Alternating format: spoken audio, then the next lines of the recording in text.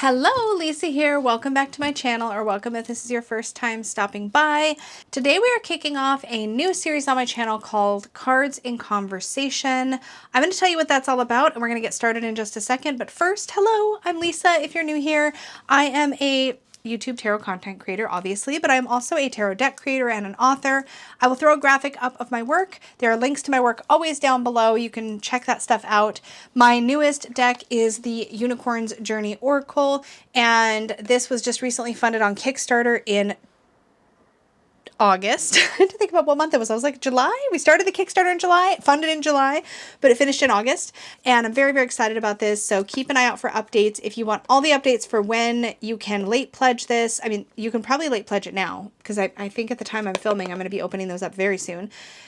But if you would like to pre-order or late pledge it, just check out the Kickstarter link in my link tree down below. Otherwise, you can join my newsletter where I put updates out about once a month on all the things I'm working on and what I'm up to and all that kind of stuff.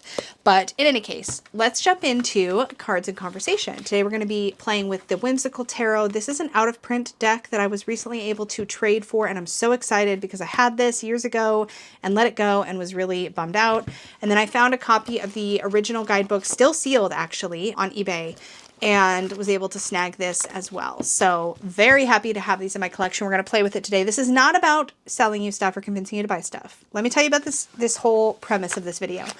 So Cards in Conversation is a series about reading cards in combination. So Cards in Conversation shows you how two cards can speak to and inform one another and can create a conversation with each other. The idea is very similar actually to how it might work to read Lenormand cards or other types of divination systems where we look at two cards side by side and the order of those cards and the combination of those cards creates a cohesive meaning. One of the things I found a lot in my Troubleshooting the Tarot series, in like workshopy things I've done with people on tarot, even in writing my book and getting feedback on my book, Unlocking the Tarot, what I found is that a common issue for people isn't individual meanings of cards. It's putting cards together and then coming up with a cohesive meaning, because each card has its own sort of meaning and story. And so the struggle isn't usually so much of what does each individual card mean. That we can learn, or we can memorize, or we can develop keyword systems for, etc. It's how do we put them together. And so that's what I want this series to be about. We're going to draw two random cards, any two cards. We've got 78 potential combos. And so this is a series I expect that as long as we enjoy, I'll do for a long time.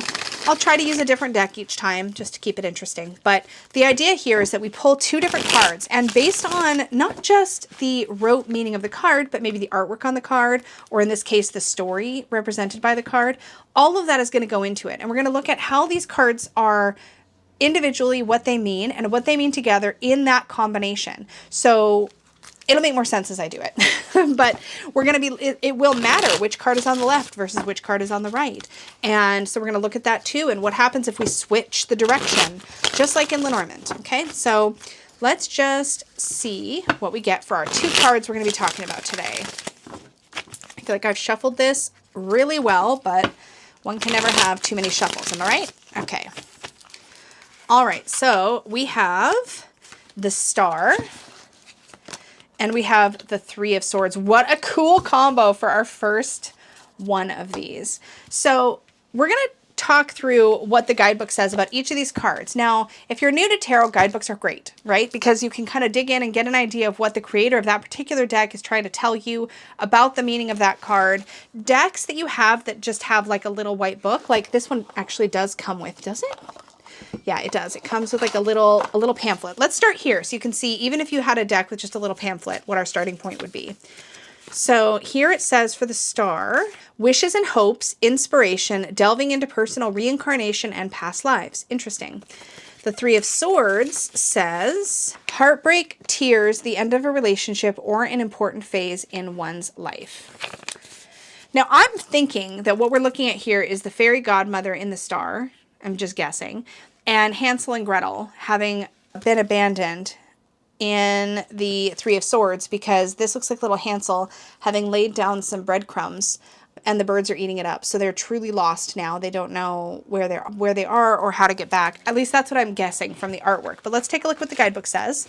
So for the Star, Oh, this is actually based on the nursery rhyme Starlight, Starbright. And here's what it says.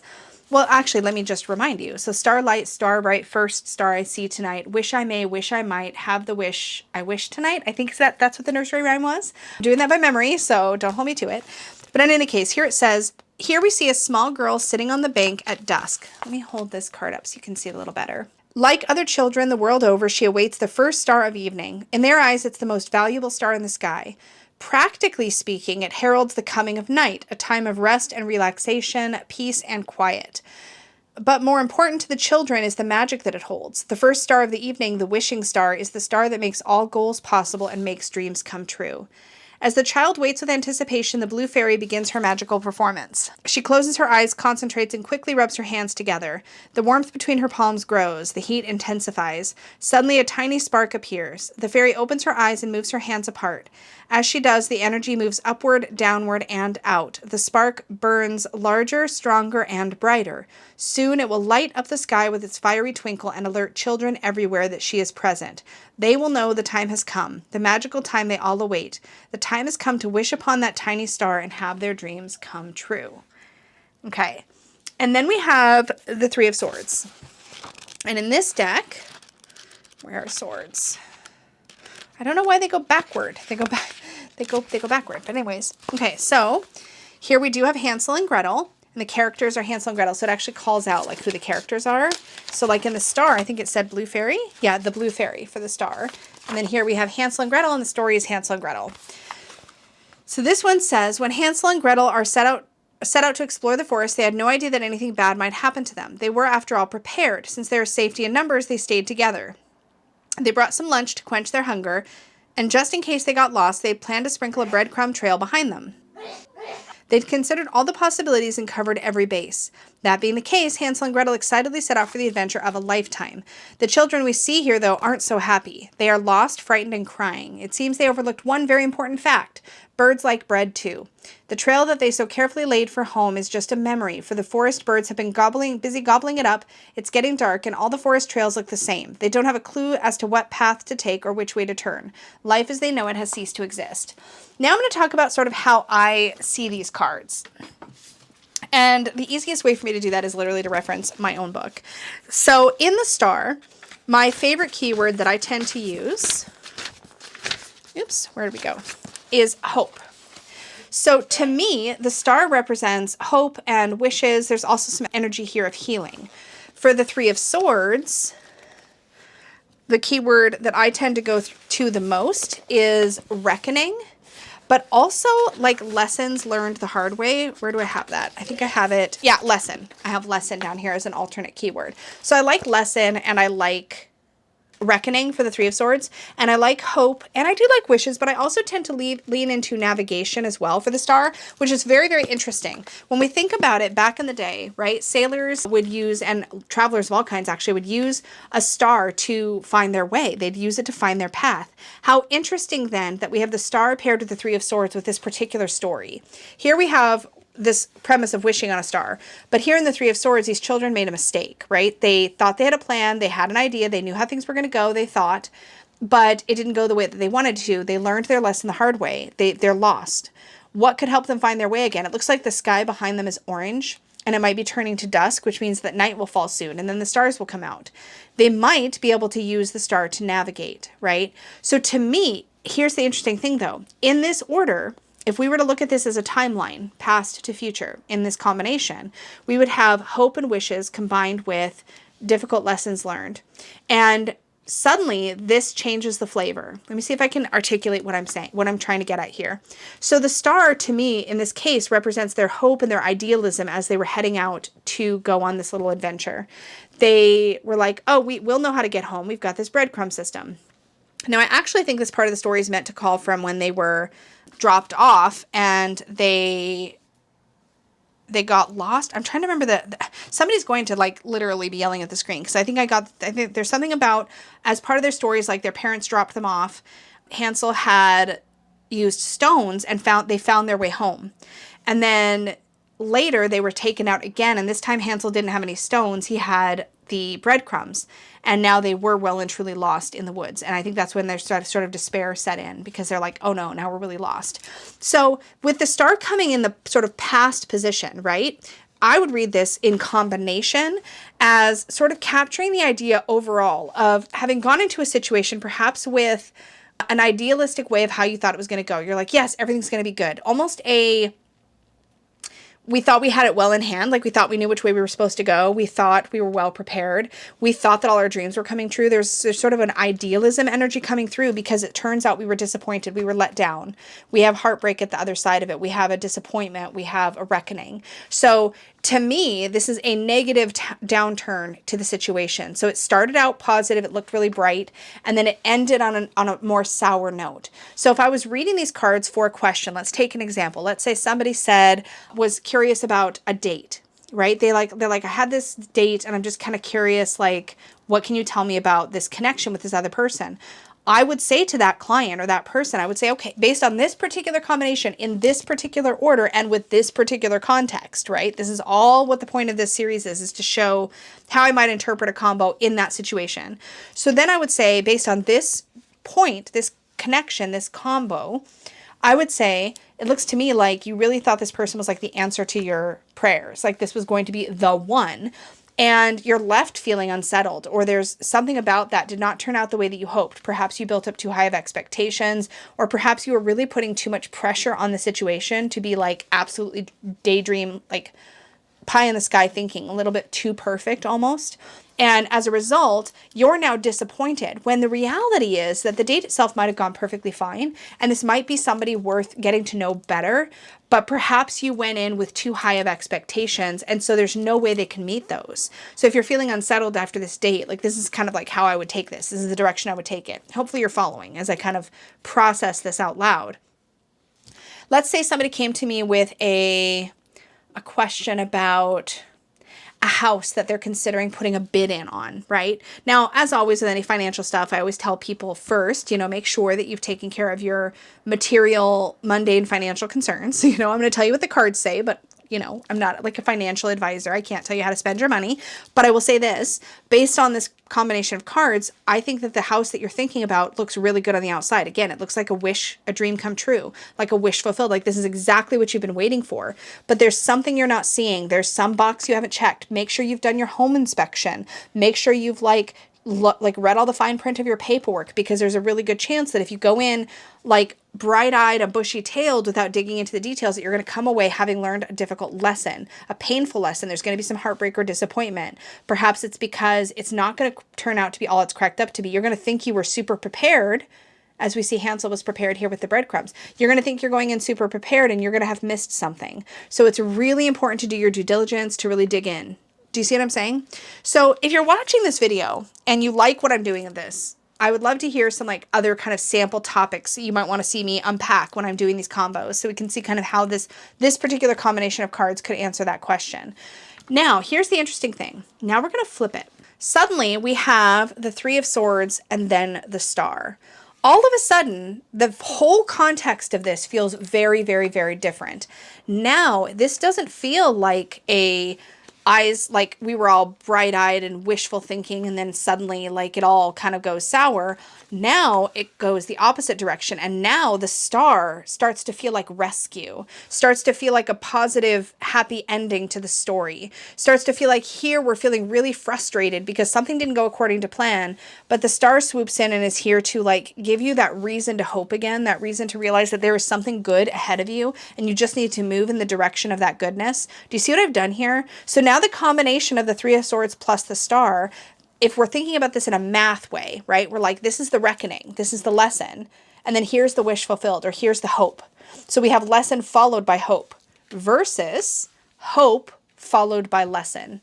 So hope plus lesson does not feel the same as lesson plus hope. Are you with me? So in this case, now we have, okay, so Hansel made the mistake with the breadcrumbs, but there is somebody that has maybe spotted them. Now we know this is not how the actual fairy tale goes, but let's just, for the purposes of the card and what the card is saying, there's been a situation that really didn't work out the way you planned. Maybe let's go back to relationship questions. So we're going to go back to the same person who had that date and they're feeling a little uneasy. And here's what I would say to them in this combination. I would say, well, it looks like maybe you were a little disappointed by the date. Maybe something didn't feel like it went quite right. But there's something more to be found here. There's some sort of good to be found if you continue listening to your heart and moving in the direction of what feels right to you. If the date itself didn't go the way you maybe wished it would have, but you still feel good, you still feel connected to this person, you still feel like this is worth pursuing, then think about what it is that you are pursuing with them and let that be your true north. Like, let that be the thing. Again, we're leaning into navigation here as well as sort of wishes fulfilled. Move in the direction of what it is you're seeking and see if you find it there, because there's something more here. Also, the Three of Swords is often about processing a past negative experience and the mental kind of gymnastics or the mental processing we go through after a heartbreak, after a disappointment. And so this could actually be a warning not to paint this current date or this current connection with the hard-won lessons of the past. Maybe your past partner cheated on you, so you're automatically suspicious of people. How is your past disappointment coloring the situation and making it difficult to see the opportunity or the potential for a really good connection here? And so, again, I've read this completely differently because the order got swapped. So, again, we're looking at Three of Swords, lesson, reckoning, plus the Star, hope, wishes fulfilled. Let's think about honing it in a little bit further. So let's say that we're not looking at a trajectory at all. We're just kind of thinking of these as one card. So this is another way to read combos. So in the first way, we're sort of taking this meaning plus this meaning equals an overall message. Same thing here. This meaning plus this meaning equals an overall message. But when we're doing that math in the first two examples I gave, oh, I forgot to, hold on, we're going to also get back to the house buying situation. Let me do that first before I forget. Okay, so house buying situation, just to kind of circle back to this order. In the house buying situation, I'm going to say that there's possibly going to be, maybe they've already been through a lot of disappointments with putting in bids and they haven't come through, but this is looking really, really positive. And if this is the right place for them and they put the bid in, I think they're going to end up very, very happy. That's how I would perhaps read it in that scenario. Okay, so in this case, I am seeing sort of a directionality, a trajectory of time, past to future or present to future, or before and after, or this, then that, kind of a vibe. And so the directionality and which card comes first and which card comes second matters. But let's assume that these basically are filling the same space. Like imagine you were doing, say, a tarot spread. And let's say you're the type of person that when you're shuffling, and I don't do this, but a lot of people like to do this. Let's say you're shuffling and you read jumpers. Jumper is when a card just flies out of the deck. And for whatever reason, for this particular position, two cards flew out at the same time. So that's the kind of vibe I'm looking at with this next way of reading a combo. And we're going to experiment with this and see how we would read these in that scenario. So we're not seeing as one before and one after. We're just seeing both of these are going to meld together into one meaning. So if we take the idea of wishes fulfilled and a reckoning or a lesson learned, here's my combined energy for these. I would say, and again, in this case, it does not matter which is first and which is second, because these are both kind of intermingling. They are kind of like we're stirring them together in the cauldron of meaning and deciding how does this idea, and this is why I think keywords are very helpful, because you can have, you know what the ingredients are. So we have reckoning and we have hope. Reckoning and hope. Lesson and directionality or navigation. Depending on what your keywords are, you can kind of think of those as ingredients you're mixing in a bowl. And then what do they create when you mix them together? And so in this case, I'm going to go with reckoning and hope. And let me just think through, what do those mean when I combine them, when I just mix them up together? And I'm literally like, you can see me kind of visualizing this. And here's what I think. I think that if this was just like a single card style answer to a question, so the question might be, what do I need to know right now? And I pulled these two cards and I'm thinking of their alchemy, how they mix and combine. Here's what I might say to the person across the table from me. Again, regardless of which is on which side, I might say, wow, things have been a little bit rough. Maybe you've been feeling like things are not great right now, but there is something about what you're going through right now that is going to take you exactly where you're meant to be. This difficult experience that you're having is moving you in a positive direction. It's kind of like this combination of cards is the epitome of the idea of the silver lining around the storm cloud. So you feel like you're in the storm and you might not be spotting it, but there is this like hope, there's this direction that is coming from this experience that you're having right now. There is a positive end result. There is a positive spin to what's happening, even if the lesson is painful. So let me give you an example from life, right? So sometimes we might lose a friend, or we might break up with somebody. And in that separation, we are just feeling the pain and the analyzing of all the things maybe we did wrong and all the things we maybe contributed to that situation. But in that ending, we have cleared the space. We have learned and grown as a person. And as a result, we're going to find that the right connection, the right friendship, the right partner is going to be somebody that we can actually meet at a healthy level, because we've done this work, we've done this growing, this mental growth from these difficult experiences. And so the positive spin on this in this case is like, yes, you're still processing maybe a painful breakup, but this experience is changing you and helping you to learn and grow and expand in a way that is going to prepare you for a better, healthier connection that is ultimately what you're meant for. Do you see what I'm kind of doing here is now, instead of trying to like figure out a specific order or figure out like before and after and timelines, these two cards have combined. And it's like, what do you get when you mix together a difficult experience that we're learning and growing from and something that gives us hope, something that feels like a wish come true, something that gives us direction? And so now we have a difficult experience that gives us hope. We have a difficult experience that gives us direction. We have learning and growth that is taking us somewhere positive with the star. We have healing happening. We have mental and psychological growth happening, and that is for our greater good.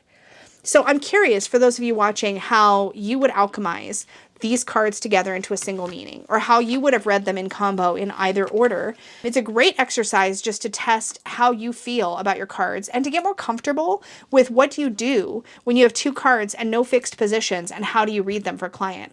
This kind of exercise is actually, or not even for a client. I keep saying client. Like I don't even, I have my readings closed at the moment. But if you were reading for a friend, if you're reading for a family member, if you're reading for yourself, what does this mean when you've got two cards on the table? Because this you can look up the meaning in the book and get a meaning. Easy peasy, right? It's how do you combine them? And so that's the purpose of this Cards and Conversation series, is to see how cards speak to each other and alchemize together and combine. So let's now use this combined meaning, this personal growth at the cost. It's painful to go through, but it's taking us somewhere positive. Let's now answer both of our same questions. So we have the girl who's uneasy about her date. And it's like, hey, you're uneasy, but new relationships and new connections require a little discomfort. But this relationship, this connection is definitely moving you in a positive direction. So move with it and like embrace the discomfort, because it's part of the process. The people that want to put the bid in on the house, right? Same thing. I'm going to use the alchemized meaning here. Putting in a bid on a house is, again, scary. It's stressful. It's taking you outside of your comfort zone. But ultimately, this process is for your greater good. Whether you win or lose the bid on this house, there is something positive coming out of it for you. Done. I've got my answer. It's going to be difficult. There's going to be some discomfort, but it's moving in a positive direction. So again, a lot of this is like sitting with cards and seeing, but my hope is that as we continue on through this series and we look at different decks and we look at different artwork and we bring in different stories and we start to see how this works in real time, or how it can work in real time, particularly if you guys want to participate in the comments and sort of add your 2 cents, because we're not all going to see it the same way. And that is the beautiful, amazing, incredible thing about working with tarot and oracle cards, is we can each mine different kind of gold from a combo. Is we then begin to stretch and learn and get more confident about how we're working with our cards. Again, whether you're reading for yourself, whether you're doing future-based readings, present-based readings, past processing readings, personal growth readings, whether you're reading for friends or you're reading professionally, I just want this to be something that is helpful and that helps us all to sort of grow and be more confident. So I hope this is helpful. I would love to hear your feedback. And in the process, we get to play with different decks and chat about them. So this was the Whimsical Tarot. And again, this one is out of print. I apologize for that. It is super cute. It's all like fairy tales and stories, and a lot of ones that I recognize and remember from my childhood specifically. I think some of these would be dated for people that were born in like the 90s, I guess, and beyond. I feel like this is very much a slightly older generation is going to recognize most of these nursery rhymes and most of these stories, and that's what makes it special to me. But in any case, it was fun to bring it out and play with it. as part of this series. I'm looking forward to doing the next one. So yes, please comment down below. Give your thoughts on the combo, how you might have interpreted it differently. I would love to hear that. This is meant to be like, you know, interactive and helpful. And then also, if you have like good questions that maybe you often ask yourself in readings, or some samples that you want to throw into the comments, then I'll try to keep that in mind for the next time I do one of these. And then we can shake up the sample questions that we use for testing out the cards in conversation. So let me know what you think of the new series, and thank you so much for hanging out. As always, an extra big thank you goes out to my Unicorn Fam channel members for supporting the work that I do here on the channel and out in the world creatively. I appreciate you all so much. And thank you all for liking and subscribing and doing all the YouTube-y things, because that lets YouTube know you like this content. Content like this specifically that is more educational, I guess, or more like practice-based, does not tend to do as well on YouTube, but I think that it has value and I think that it's helpful, and I would love it if we could get some more content like this out into our sort of TarotTube community. So if you appreciate this kind of thing, please do engage with the video, do like it, share it, all that kind of thing, because I'd love to do more of these. And as always, y'all, I appreciate you so much, and until next time, may your magic always shine from the inside out. Bye!